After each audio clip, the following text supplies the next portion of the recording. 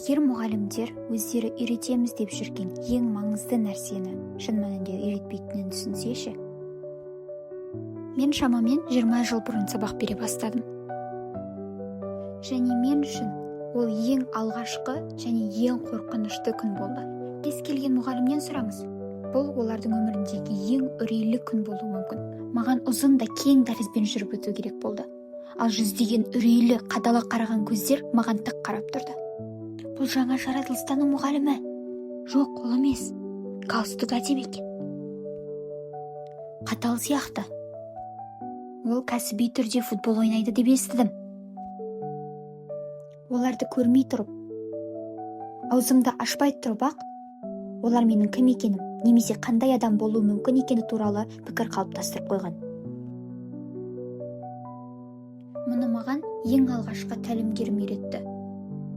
Зейнетке шығуға таяп қалған үлкен кісі. Бір күні ол мені шетке шақырып алып, Грейг, мектеп ішінде ешқашан қолыңда қағазсыз жүрме, деді. Мен түсінбей қалдым. Бұл кісі не айтып тұр өзі, деп ойладым. Содан ол мені шетке шақырып отырғызды.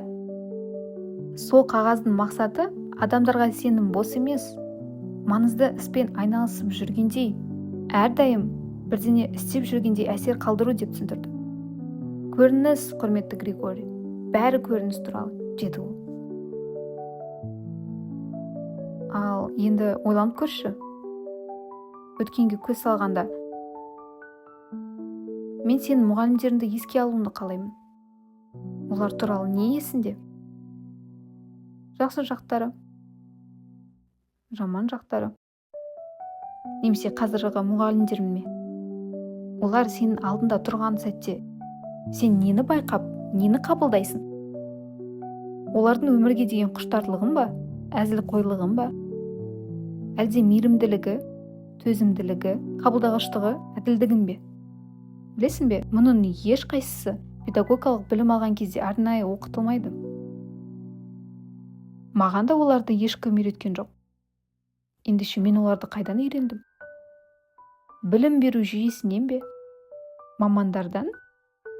Немесе бағдарламадан ба? Жоқ. Оларды маған менің үлгі тұтқан адамдарым, өз мұғалімдерім көрсетті. Менің керемет мұғалімдерім де болды. Кейбір өте қорқынышты да болды, бірақ мен олардың бәрін өз алдында көре алдым. Әрқайсысын, барлығын.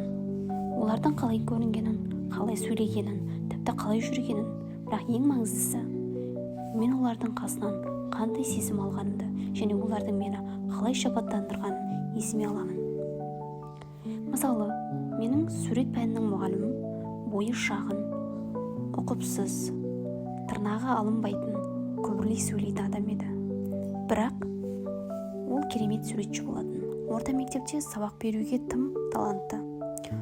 Сол күні ол қандай сиқыр жасайды екен деп, оның сабақтарынан жүгіріп баратынмын.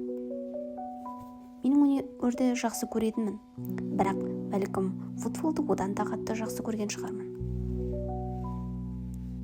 Сондықтан мұғалімдер мен оқушылар ойыны кезінде оның футбол алаңында көргеніме таңқалдым. Ол жылдам еді, шебер еді, және меніңше ол да жас кезінде кәсіби деңгейде ойнаған.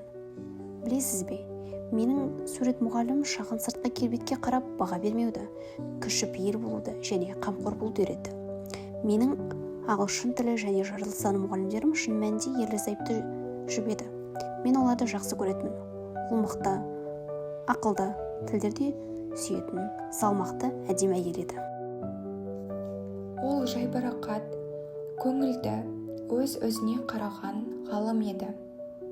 Олар отбасы құратын уақыт келгенде, екеуі де біраз уақытқа ана мен әке демалысына кетті. Бірақ олардың тек біреу ғана қайта оралды. Қайтып келген әйел адам, ал ер адам үйде қалып балаларына қарады. Бұл оқиға 30 жыл бұрын тек ұлдарға арналған мектепте орын алған болатын. Сол жалғыз оқиға маған жыныстық рөлдер қатаң қалыпқа салынбауы немесе анықталмауы керек екенін үйретті. Ал отбасы туралы айтатын болсақ, отбасының біз кім болып қалыптасатынымыздағы негізгі құруда қаншалықты маңызды екенін білеміз. Ата-анамыз біз өсіп келе жатқанда біздің тұлғамызды қалыптастырады. Енді бұл тек даулы мәселе болуы мүмкін. Немесе сіздің отбасыңызға, немесе ата-анаңызға жақындай алатын бір ғана ұйым, немесе адам болуы мүмкін деп ойлаймын. Бұл сіздің мұғаліміңіз. Мұғалім өз оқушыларымен өмір бойы орта есеппен алғанда 19.000 сағаттан астам уақыт өткізеді. Мұғалімге бұл уақыт өз оқушыларының өзінің болмысын сіңіруге жеткілікті уақыт. Дәл сол сияқты бұл уақыт оқушыға да мұғалімнен көрген жақсы қасиеттерді өз мінезінен қабылдап жағымдысын алуына мол мүмкіндік береді. Білім беру саласында мұғалімдер ата-ананың рөлін атқарады. Бұл in loco parentis деп аталады. Яғни мұғалімдерге оқушылар мүддесін бірінші орынға қойып, оларды өз баласындай көру міндеті жүктеледі. Мен өз оқушыларымды әрдайым өз балаларымдай көріп келемін. Әрі солай қала бермекпін. Сондықтан мұғалім мен оқушының арасында қалыптасатын байланыс өте ерекше, таңғажайып байланыс. Мұндай байланыстардың қаншалық маңызды екенін ойлап көрейік. Мен бір ата-анамен кездескен сәтті есіме аламын. Сол күні баланың әкесі қатты ашулы еді. Балаға жаным ашып кетті. Міне дәл осындай жағдайларда мұғалімнің рөлі тіпті маңызды бола түседі. Өйткені кейде оқушы мектептен тек білім ғана алмайды. Ол түсіністік, қолдау және қауіпсіздік іздейді. Кейде балалар ештеңеге кінәлі болмайды. Оқу үлгерімі жағынан да, мінез-құлқы жағынан да жақсы болмай жүрген еді.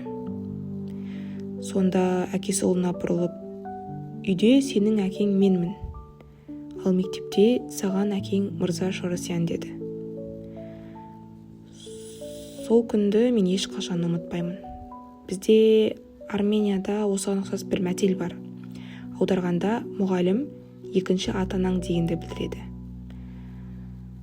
Мұғалім мен оқушы арасындағы байланысқа қайта оралсақ, орал ерекше, керемет және оны тек мұғалім ғана сезіне алады. Бұл байланыстар көп шыдамдылықтан, үлкен сенімнен, мейірім мен қамқорлықтан, сондай-ақ құрметтен қалыптасады. Мұндай баланстарды қадірлемей қоюға болмайды. Бұл қарым-қатынасқа екі тарапта, әрі мұғалім, әрі оқушы үлес қосу керек. Ал бұл баланстар жақсы дамып, қолдау тапса, қоғамда пайда көреді. Өйткені жақсы мұғалімдер жақсы білім алушыларды қалыптастырады. Ал жақсы білім алушылар, үміттенеміз, жақсы азаматқа айналады. Мұғалімдерге қысым көп қоя.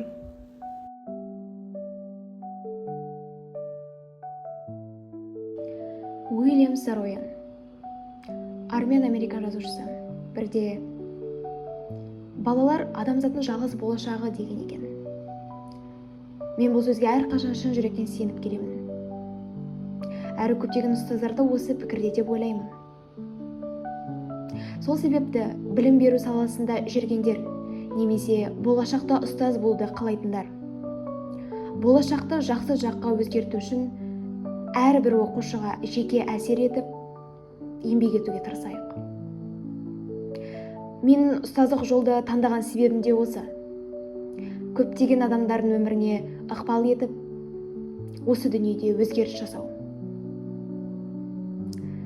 Егер сіз студент болсаңыз, тек емтихандар мен бағаларға қараумен шектелмеңіз. Алдыңыздағы мұғалімдерді қадірлеуге уақыт табыңыз. Олардың сізге үйрете алатын дүниелері өте көп. Сол себепті мүмкіндігінше көбірек білім алуға тырысыңыз. Бір адам маған: қабылдау өте қуатты құрал деген еді. Студенттер кейде кітап ашпай-ақ сізден көп нәрсе үйренеді. Рахмет.